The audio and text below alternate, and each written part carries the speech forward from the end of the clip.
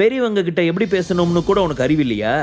இப்படிப்பட்ட திமிர்த்தனம் பிடிச்ச நீ இந்த குடும்பத்துக்கு தலைவனாக நினைச்சிட்டு இருக்கியா என்று சொல்லி மீண்டும் அவனுடன் சண்டையிடுவதற்கு ஆயத்தமானார். ஆனால் இந்த முறை விக்ரமை தோற்கடிப்பதற்காக அவனது -1 கண்டுபிடித்தவர் அதற்கு ஏற்றாற்போல் தன் பக்கம் மிகவும் பலமான, அதே சமயம் விக்ரமை வீழ்த்துவதற்கு ஏதுவான மிகச்சிறந்த டெக்னிக் ஒன்றை யோசித்து வைத்தார். அதை நினைத்து கலா தன் மனதிற்குள் சிரித்தும் கொண்டார்.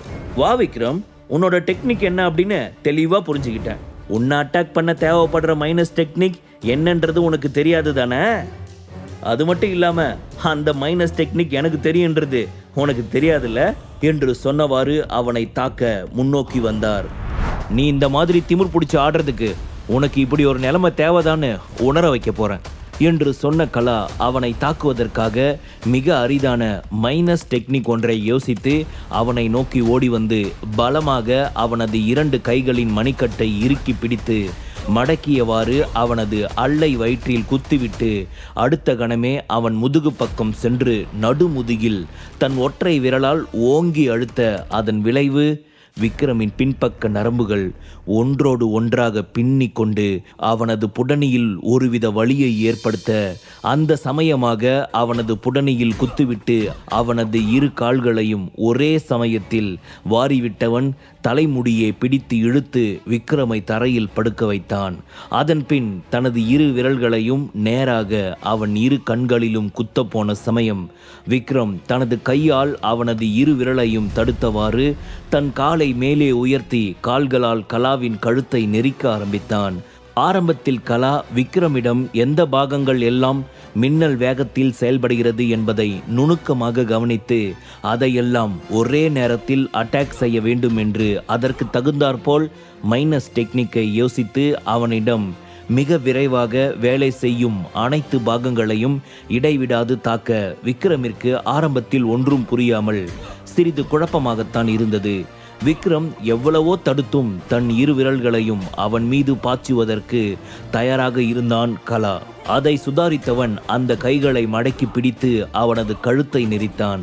ஆனால் கலாவோ விடாது விக்ரமின் கண்ணை எப்படியாவது குத்திவிட வேண்டும் என்று ஒரு நோக்கத்தில் குறியாக இருக்க, விக்ரமோ அவனது எண்ணத்தில் குறியாக இருந்தான். இப்படியே ஒருவருக்கு ஒருவர் மாறி மாறி தங்கள் திறமையை காட்ட முயற்சி செய்து கொண்டே இருந்தனர். எப்படியோ விக்ரம் சிரமப்பட்டு அவனது 2 விரல்களையும் உடைப்பது போன்று மடக்கிவிட உடனே கலா அந்த தாக்குதலை விட்டுவிட்டு மீண்டும் தனது காலால் விக்ரமின் கழுத்தை அழுத்தியவன் அவனது மூக்கிலேயே ஓங்கி குத்த விக்ரமின் மூக்கில் சிறிதளவு ரத்தம் வடிய ஆரம்பித்தது. அதன் பின் ஒரு காலால் விக்ரமின் கழுத்தை அழுத்தி கொண்டிருந்த கலா தன்னுடைய இன்னொரு முழங்காலை வைத்து அவனது நெஞ்சின் மீது ஓங்கி அழுத்த விக்ரமால் உடைப்பட்டு இருந்த தனது கையாலேயே அவனது அடிவயிற்றில் ஓங்கி குத்த விக்ரம் வாயிலிருந்து சிறிது ரத்தம் கசிய தொடங்கியது. பரவாயில்ல, விக்ரம் காட்டின வித்தையை பார்த்து எங்க அவன்தான் ஜெயிக்க போறானோன்னு நான் நினைச்சேன். ஆனா கலா இப்படி அட்ட டைம்ல ஃப்ராக்ஷன் ஆஃப் செகண்ட்ல இந்த விக்ரம் இப்படி கீழே தரையில படுக்க வைப்பான்னு நான் கொஞ்சம் கூட யோசிக்கவே இல்லை. அங்க பாரு, இன்னும் கொஞ்ச நேரத்துல கலா தான் ஜெயிக்க போறான், இந்த விக்ரம் தோத்து சாக போறான் என்று ஒருவன் சொல்ல, ஆமா ஆமா நீ சொல்றது கரெக்ட் தான், நான் கூட இவன் காட்டின வித்தையால அந்த டீ கப்பெல்லாம் அந்தரத்துல பறக்கிறத பார்த்துட்டு எங்க கலாவை ஜெயிச்சுட்டு நம்ம எல்லாருக்கும் பெரிய வாரிசா நம்மளை அடிமைப்படுத்திடுவானோ என்னமோன்னு யோசிச்சேன். பரவாயில்ல, சோமேஸ்வரர் கரெக்டான ஒரு ஆளை தான் கூப்பிட்டுட்டு வந்திருக்கிறாரு. நம்ம கலாவை பற்றி சொல்லவா வேணும்? உலக அளவில் மார்ஷியல் ஆர்ட்டில் ஃபர்ஸ்ட் பிளேஸில் வந்திருக்கிறவர். அப்படி இருக்கிறப்போ அவர் எப்படி இந்த விக்ரம் கிட்ட தோத்து போவார்? அதுவும் அவரோட வயசு என்ன, இந்த விக்ரமோட வயசு என்ன? நினச்சி பார்த்தாலே நம்மளுக்கு உண்மை என்னன்னு புரிய வேணாம். நாம தான் அவன் வித்தையை பார்த்து கொஞ்சம் பயந்து போயிட்டோம். பரவாயில்ல, இப்போ புரிஞ்சு போச்சு, கலா தான் நிச்சயம் ஜெயிப்பார். இந்த விக்ரம் தோப்பான்னு சொல்கிறத விட செத்து போவான்னு சொல்லலாம். அங்கே பாருங்க என்று இன்னொருவன் சொல்லி சிரிக்க, எவ்வளவு துணிச்சல் இருந்துச்சுன்னா நம்ம இத்தனை பேர் இருக்கிறப்போ ஒத்தாளா வந்து நம்மக்கிட்டேயே மோத நினைப்பான். அந்த திமிர்த்தனத்துக்கே இவனுக்கு இதுவும் வேணும், இதுக்கு மேலேயும் வேணும். என்று விக்ரம் மீது அதிக கோபத்தில் இருந்த ஒரு பெரியவர் அவனை முறைத்து பார்த்தவாறு சொன்னார். இப்படி அங்கிருந்த அனைவருமே விக்ரம் மீது தீரா வஞ்சகத்துடன் அவனை பார்த்தவாறு தங்களுக்குள் முணுமுணுவென பேசி சிரித்து கொண்டிருந்தனர். இதையெல்லாம் கவனித்த சோமேஸ்வரனுக்கு விக்ரமை பார்த்து அவனது நிலைமையை கண்டு அதிக அளவு சிரிப்பு வந்தது. யாருக்கிட்ட? இந்த சோமேஸ்வரன்கிட்டயா?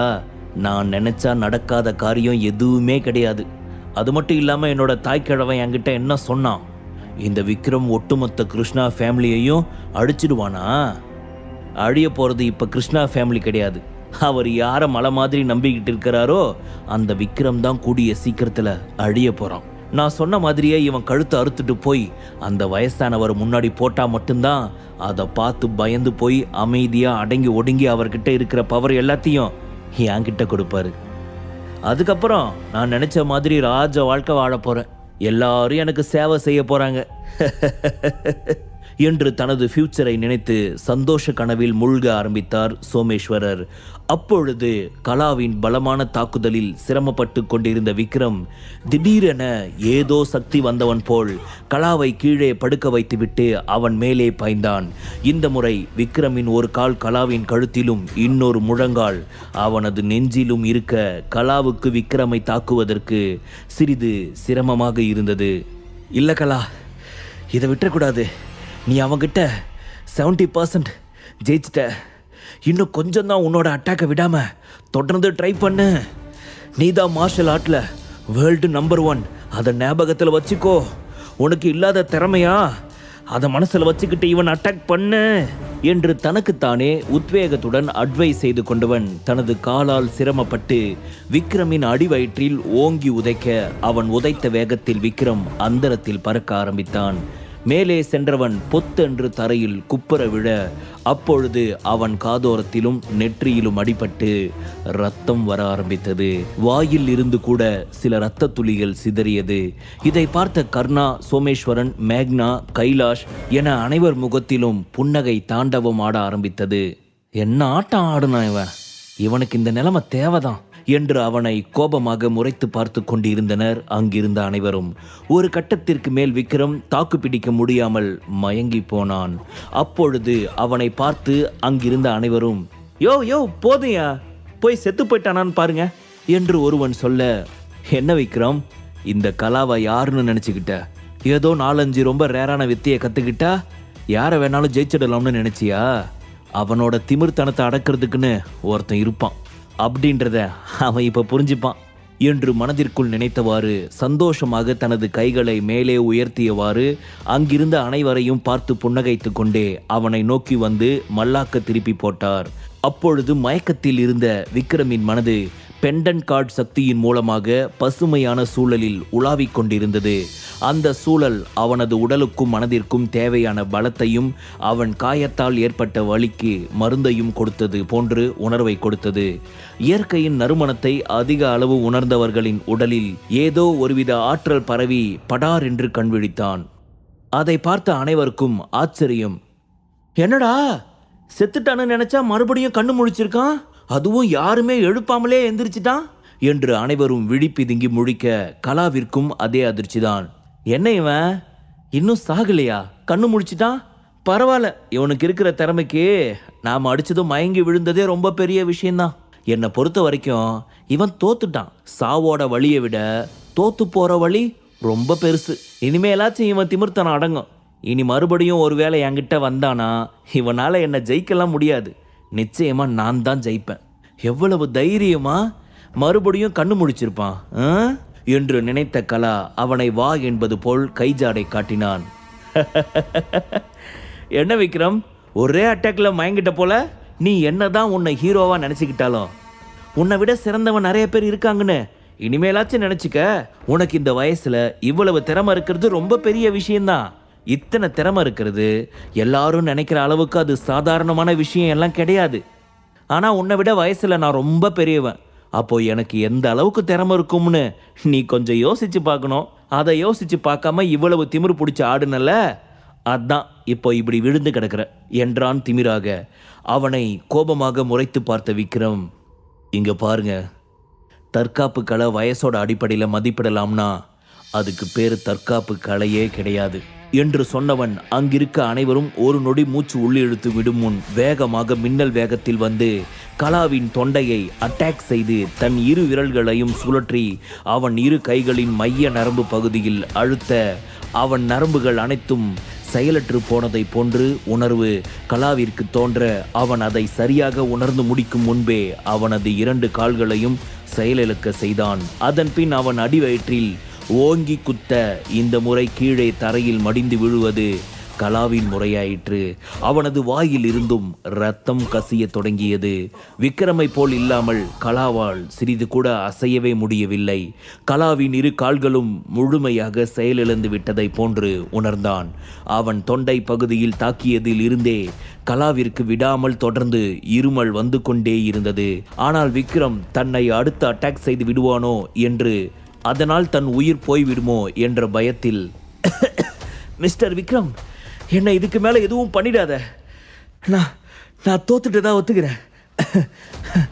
நீங்கள் தான் ஜெயிச்சிங்க என்று தன் வாயில் ரத்தம் கசிந்தவாறு இருமிக் கொண்டே சொன்னார். அவன் கண்களில் கசப்பு நிறைந்திருந்தது. ஒரு தற்காப்பு கலை பயிற்சியாளராக அவன் தன் வாழ்நாள் முழுவதையும் இழந்து விட்டான். இனி வாழ்நாளில் மார்ஷியல் ஆர்ட் வீரர் என்று சொல்வதற்கே அவமானப்பட்டான். அவனது சக்தி வாய்ந்த உடலில் இருந்த தசைகள், எலும்புகள் மற்றும் அவன் கஷ்டப்பட்டு சம்பாதித்த அனைத்து வீர பெயர்களையும் இழந்தான். இப்பொழுது அவன் சாதாரண மனிதனை விட மிகவும் தாழ்ந்த நிலையில் இருந்தான். அந்த அளவிற்கு வலியை தாங்குவதை விட செத்துப்போய் விடலாம் என்று யோசித்தான் கலா. உங்க வேர்ல்ட் நம்பர் 1 மார்ஷல் ஆர்ட் வீரன் என்ன சொல்றான்னு எல்லாரும் கேட்டீங்களா என்று அங்கிருந்த அனைவரையும் பார்த்தவாறு நக்கலாக சிரித்து கொண்டே கேட்டான் விக்ரம். அந்த இடத்தில் கலாவின் நற்பெயர் கலங்கியது மட்டுமல்லாது, கலா மீது அவர்கள் வைத்திருந்த நம்பிக்கையும், இனிமேல் விக்ரமால் தங்களை ஒன்றும் செய்ய முடியாது என்ற தைரியமும் சுக்குநூறாய் உடைந்து போனது. அந்த கூட்டத்தினர் அனைவர் கண்களிலும் ஆச்சரியம் நிறைந்திருந்தது. கலாதான் கிருஷ்ணா ஃபேமிலியின் பிளாக் பவர் டீம் தலைவர்களுக்கெல்லாம் ஹெட்டாக சோமேஸ்வரரால் நியமனம் செய்யப்பட்டு இருந்தவன். அதனால் அங்கிருந்த அனைவருமே கலாவை மிகவும் மரியாதையாக பார்த்தனர். அப்படிப்பட்ட தலை சிறந்த வீரர் இன்று ஒரு சாதாரண இளைஞனால் தாக்கப்பட்டான். இது உண்மையில் அவர்களால் நம்ப முடியாத ஒரு விஷயமாகவே இருந்தது. அவர்கள் ஒருவேளை இதை தங்கள் கண்ணால் பார்க்கவில்லை என்றால் நிச்சயம் இதை நம்பி இருக்கவே மாட்டார்கள். அதை பற்றிய உண்மையை சொல்பவனிடம் அவன் காமெடி செய்கிறான் என்று கிண்டல் செய்துதான் அங்கிருந்து சென்று இருப்பார்கள். ஆனால் இந்த நிகழ்ச்சியை கண்ணால் பார்த்த பின்பு அவர்களால் அதை நம்பாமல் இருக்க முடியவில்லை. அதே சமயம் அதை கண்டு ஆச்சரியத்தில் திகைத்து போகாமல் இருக்கவும் முடியவில்லை. இத்தனை நேரம் தன் உயிருக்காக விக்ரமிடம் கெஞ்சிக் கொண்டிருந்த கலா தன் தோல்வியை ஒப்புக்கொண்ட பின்னாலும் அவனுடைய இத்தனை நாள் நல்ல பெயரும் வீரமும் இன்று சாதாரண ஒரு சின்ன பையனால் களங்கமாகிவிட்டது என்பதை நினைத்து விக்ரம் மீது அவனுக்கு ஒருவித கோபம் தோன்றியது. அதே கோபத்துடன் விக்ரமிடம், இங்க பாரு விக்ரம், உனக்கு எவ்வளவு தைரியம் இருந்துச்சுன்னா என்னவே நீ இந்த மாதிரி ஒரு நிலைமைக்கு ஆளாக்கி இருப்ப. என் பின்னாடி யார் இருக்காங்கன்னு தெரியுமா? நீ செஞ்ச இந்த கொடூர குற்றத்தோட விளைவு உனக்கு என்னன்னு தெரியுமா என்று மிக கோபமாக கேட்டான்.